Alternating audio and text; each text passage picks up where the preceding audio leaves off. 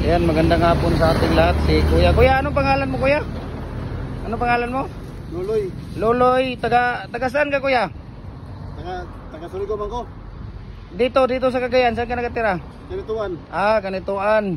So si Kuya Loloy, ito, pinapatay ko yung mga sapatos ng anak ko. Ito, mura lang ang ano niya.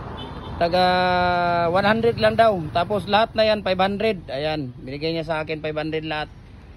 Dahil ilang taon ka na ano bang tawa, sapatiro ba yan, Kuya? Tawag dyan? Oo. Ilang taon ka na nagsapatiro, Kuya? 85. 85? Oo. 85. So ngayon, so mga 38 years na. Oo. Sapatiro ka? Oo. Ayun si Kuya Loloy, oh. Ayan.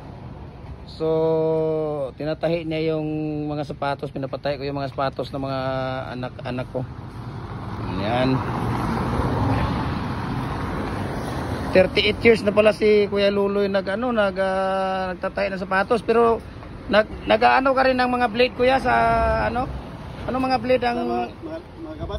mga gabas? Oo. Lagari lahat. Ayun.